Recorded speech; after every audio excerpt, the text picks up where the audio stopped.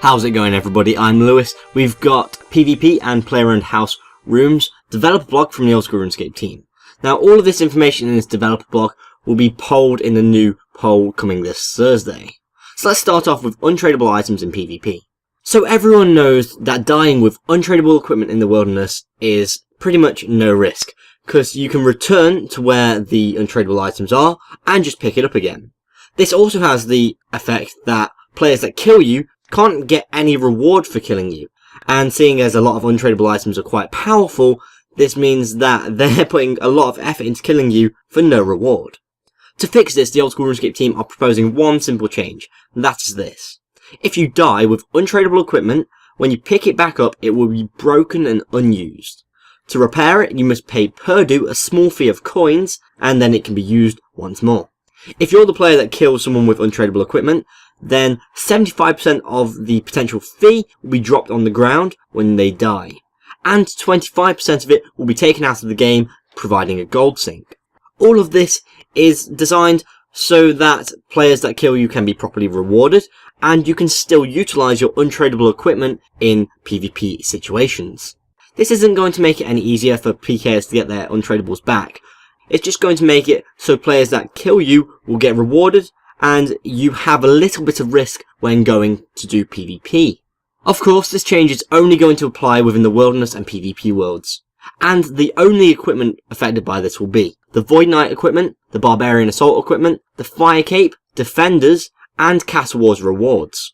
So on Thursday, they're going to be asking us the question. Currently, dying with untradeable equipment in the wilderness results in the equipment being dropped to the ground. If you return to where you died, you can simply pick it back up.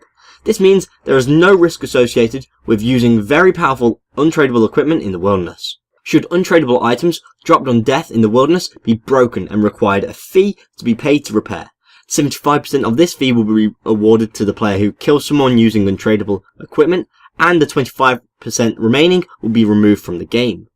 This sounds like a fairly good solution to the problem, and I hope that this comes into play. Let's move on to wilderness content. Starting off with the Golden Glory. The Golden Glory will be a tradable Amulet of Glory with unlimited charges. However, it's going to be extremely rare. When you charge Amulets of Glory at the Fountain of Rune, there's going to be a 1 in 25,000 chance of receiving a Golden Glory. So they'll be asking, should there be a 1 in 25,000 chance of receiving the Golden Glory when charging Amulets of Glory at the Fountain of Rune? The Golden Glory is a tradable Amulet of Glory with unlimited charges. I think this is a really interesting idea. Obviously, with it being such a rare item, it's going to be worth a lot. However, I'm questioning what it's going to do to the price of all the other Amulets of Glory in-game. Hopefully, with it being so rare, it's not really going to affect them, and it will just become a really useful item for so many players to use. Personally, I can't wait to get one because I won't have to keep changing my Amulet of Glory when I'm runecrafting. Next, the Elder Chaos Druid robes. To make the Elder Chaos Druids a little bit more appealing, they want to give them a unique drop. They want to make the Elder Chaos Druids give a very rare chance of dropping their own robes. And these robes will become the best in slot magic attack bonus for players with 1 defense.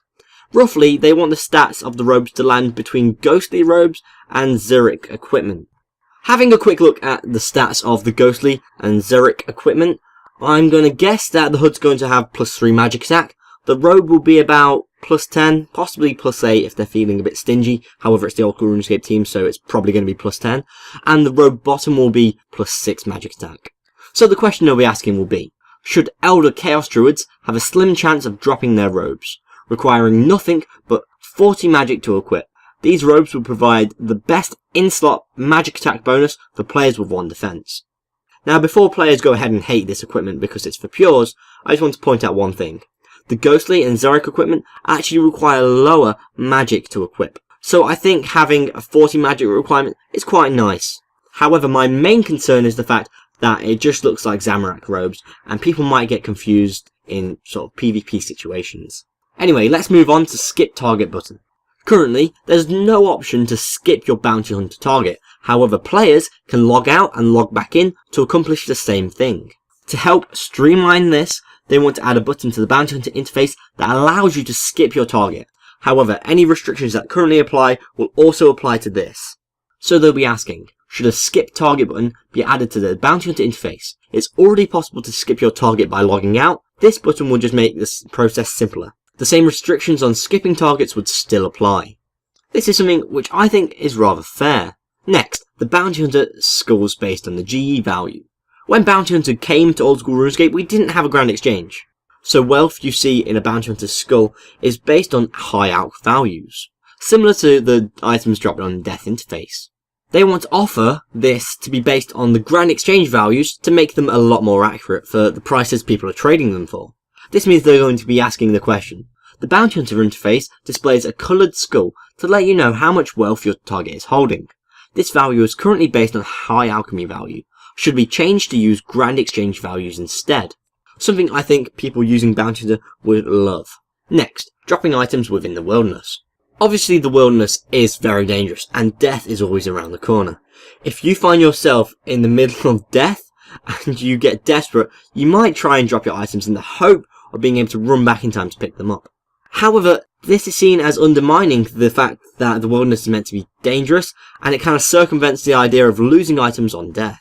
To prevent this, the old school RuneScape team proposed that they make items dropped on death in your inventory appear to everyone instantly within the wilderness. So, should items dropped on death in the wilderness immediately appear to all players? This will prevent players dropping items to avoid losing them on death.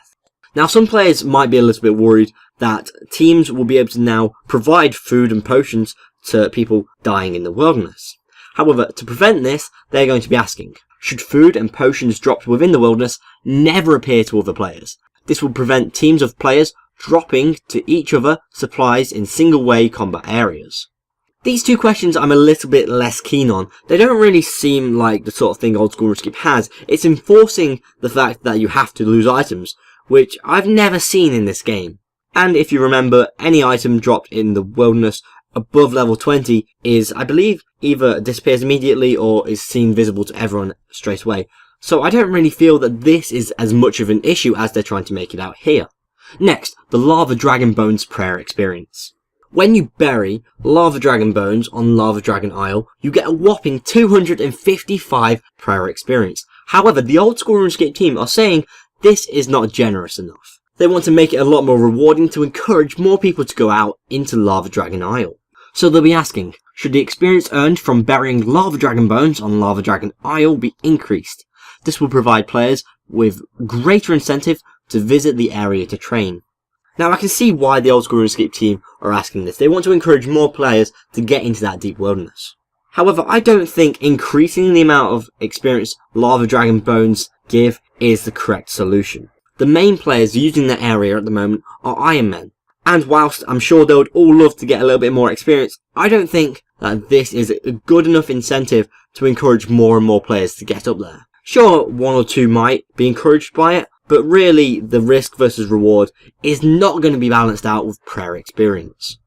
Moving on to items kept on death. Similar to the way that the skulls in Bounty Hunter work, items kept on death is completely based on high alchemy value. Often this can lead to situations where items traded for much higher values are lost compared to items traded for less. As we can see in this image here, a Rune Med Helm worth roughly about 12k is being kept compared to the Robin Hood hat, which is worth roughly 2.1 mil. A significant difference there. Again, since we've got the Grand Exchange in old school RuneScape, it's possible that they can make the items kept on death be based on the Grand Exchange value.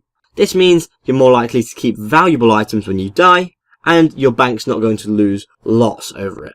So they'll be asking, should the items you keep on death be chosen based on the Grand Exchange value rather than high alchemy value? Now I think this is a great idea, and since they added the Grand Exchange, I've been kind of an advocate for this, despite the fact I don't really use the Grand Exchange too much. If this happens, it will be applied everywhere in old school RuneScape. However, I don't think it'll be in Deadman mode because there currently isn't a Grand Exchange in Deadman mode. Moving on to player and house expansion. They want to propose a menu for rearranging rooms. Because currently, if you want to rearrange a room, what you have to do is delete it, which then deletes all the furniture inside of it, and you have to rebuild it from scratch in another hotspot. You could argue that's fair enough, however, this isn't an ideal system, especially because you can have furniture that costs a lot. For example, a gilded altar, or some of the high level thrones you can get in a throne room. So they want to offer us a menu to make moving rooms around a lot more convenient. This is going to be possible with all the types of rooms in the house, except for those containing stairs or dungeon entrances.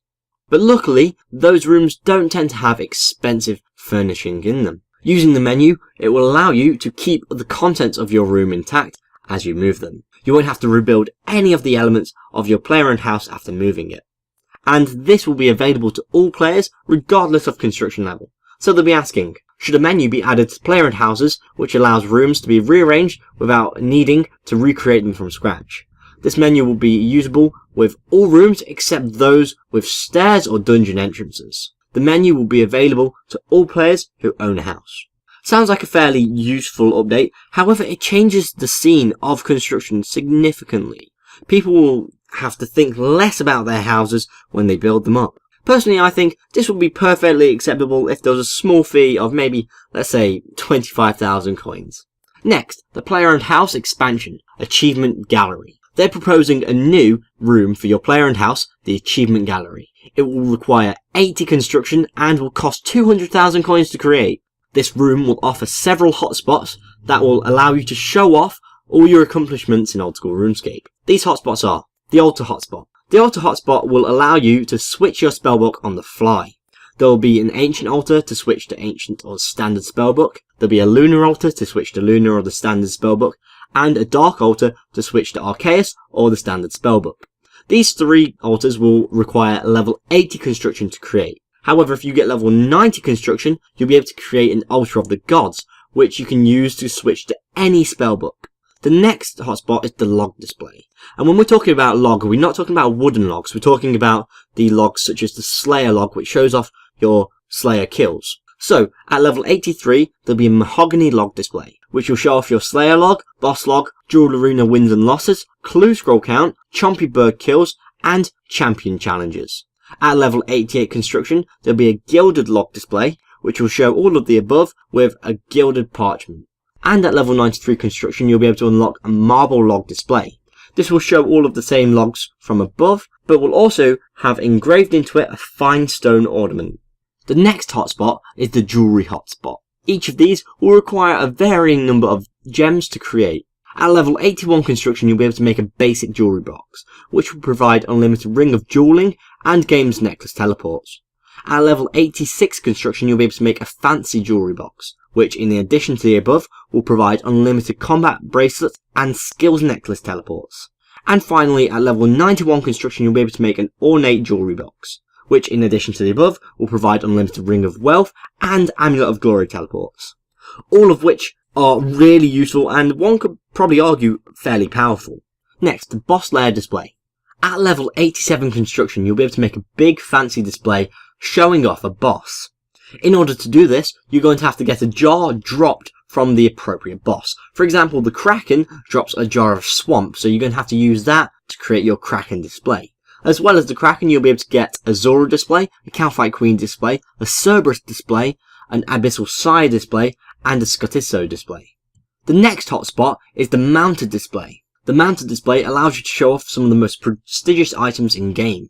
All of these will require level 80 construction except for the max cape, which requires 99 construction. However, when you've got a max cape, you're going to have 99 construction anyway, so it doesn't really matter. The items that you can put on a mounted display are a tier 10 emblem from Bounty Hunter, a fire cape, a trimmed achievement diary cape, a trimmed music cape, a trimmed quest cape, 100 million coins, a max cape, and a skill cape. The last hotspot for this construction expansion is the quest list. The quest list is a long parchment on the wall which can be used to display your progress through every quest in the game. It will show whether or not you've started the quest and if you've completed it. So the question you'll be asking will be, should the achievement gallery, as described in the PvP and POH rooms developer blog, be added to old school RuneScape? If the achievement gallery passes, the maximum number of rooms in the player-owned house will be increased by 1. I think the achievement gallery seems like a fairly nice idea. I'm a little bit concerned about the jewelry boxes pretty much having every teleport in game, and I'm a little bit concerned about having alternative places to change your spellbook. I've always seen the idea of having to go to one location to change your spellbook as really nice and really specific to RuneScape. Next, the player-owned house expansion, Superior Garden. The Superior Garden will require level 65 construction and 75,000 coins to create. However, you're going to be limited to only one per house. This new garden boasts the following hotspots. The tree/ring hotspot. At level 65 construction, you'll be able to create a fairy ring. At level 75 construction and 83 farming, you'll be able to create a spirit tree. And at level 85 construction and 83 farming, you'll be able to create a fairy ring tree, which works as both a fairy ring and a spirit tree. Again, some powerful teleport things there, however people have been asking these for quite a while. The next hotspot is the topiary. At level 65 construction, you'll be able to create a topiary, which can be sculpted into various different boss heads. The next hotspot is the revitalization pool. At level 65 construction, you'll be able to create a pool of revitalization. This will restore your hit points, stats, special attack and run energy, and it will also cure poison and venom. At level 79 construction, you'll be able to create an ornate pool of revitalization. It will provide the same function as the pool of revitalization, but it will look prettier, which I'm not massively keen on. I'd rather have the pool of revitalization restore your hit points, stats and cure poison, and then on top of that, have the ornate pool of revitalization cure your venom and restore your special attack and run energy. The next hotspot is the garden theme/style. At level 65 construction, there'll be a Zen style that you can unlock. At level 75 construction, there'll be a Zenaris style that you can unlock. And at level 85 construction, there'll be a dark style that you can unlock. It's not particularly clear on how much these styles would change, however it's nice to think that you could have a Zenaris, Zen or dark style garden. The next hotspot is the fence. At level 75 construction, you could create a redwood fence. At level 79 construction, you could create a marble wall. And at level 83 construction, you could create an obsidian fence, which sounds really cool. However, at one point they were joking about using the obsidian weapons to create fences, so I hope that that fence is not the obsidian staff and circle bow fence. The last hotspot in the superior garden is seating. At level 66 construction, you'll be able to create a garden chair. At level 77 construction, you'll be able to create a gnome bench. And at level 88 construction, you'll be able to create a marble bench.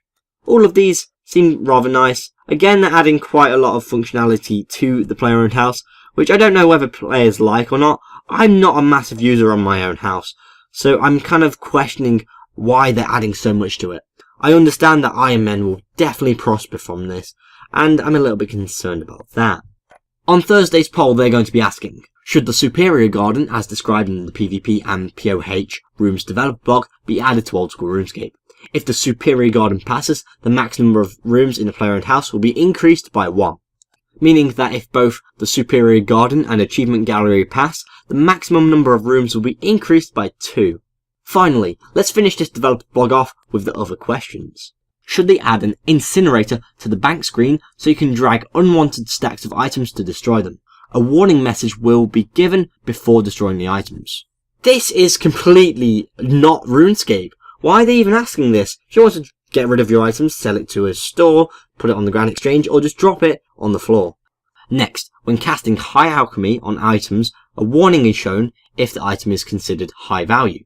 Should they make it possible for us to choose how valuable an item must be before the warning is triggered? Currently that's 30,000, and I think that'll be really useful for many players. Next, should zombies on Harmony Island be made unaggressive following the completion of the Great Brain Robbery quest? Should shops which sell compost also sell packs of 100 compost? Should the Abyssal Dagger be added to the drop table of Abyssal Demons with a drop rate of 1 in 32,000? Similar to the way that Hellhounds have a 1 in 32,000 chance of dropping a Smouldering Stone. Should it be possible to choose your reward from Temple Trekking minigame? This was something that was added to RuneScape 3 not too long ago, and I believe it really revitalised the game. However, it doesn't really seem something massively old school. Then again, seeing as the minigame is fairly dead, it might benefit from it. Next, should the drop rate of lumberjack equipment be changed so you have the same likelihood of receiving each piece? That's something I thought we already had, and if we don't, then fair enough, and if we get it changed, then fair enough. Next, should an altar where god eggs can be offered be added to the woodcutting guild? The rewards for offering god eggs will be nests and small amounts of prayer experience, effectively making the useless god eggs give you another chance of getting a nest, and a little bit of prayer experience. Bit of a strange idea there, but it could work out quite well. Should a mini-quests section be added to the quest interface? This would allow you to view your progress on various mini-quests as you can with regular quests.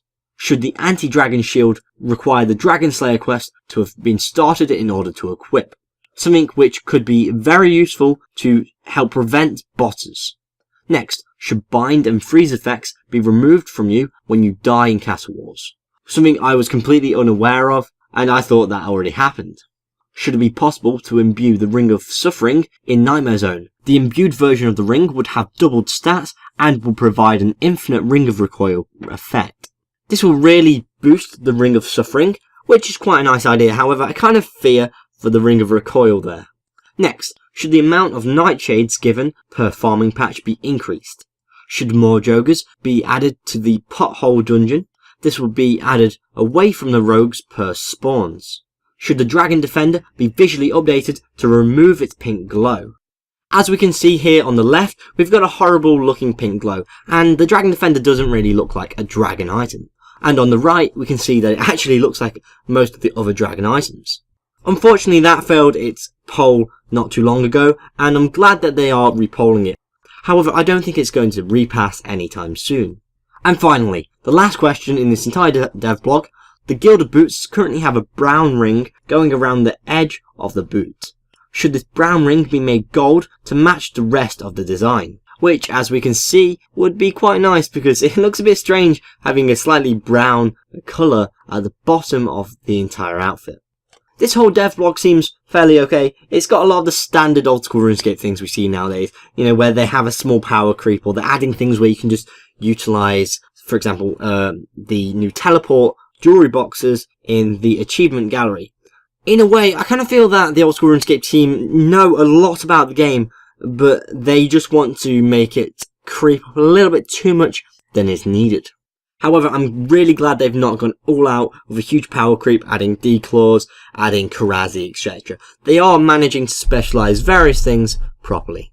For example, the Arc Light is slightly better than an Abyssal Tentacle, however only against demons, which I think is a really way about introducing a little bit more power into the game. And as always, we do have that sort of 2007 versus old school question. Should we be getting more and more updates, or should we be trying to keep as 2007 RuneScape? Obviously, we've had years of updates, and we're really far away from that 2007 feel that we've all had. However, if you compare it to, I guess, sort of 2009 in RuneScape, we are still quite far back, which is nice. If you want to discuss any of the proposed updates, please do so on the forums or in my comments below. I'd love to talk to you about that. If you want to watch my video on the latest old school RuneScape update, please click here for Skotitso, the Archaic Demon. And if you're interested in the Deadman Mode Invitational, please click here for my video on all the information. If you've enjoyed this video, please like and share, and if you want to keep up to date with the old school RuneScape updates, down bottom polls, please subscribe. I've been Lewis, thanks for watching, goodbye.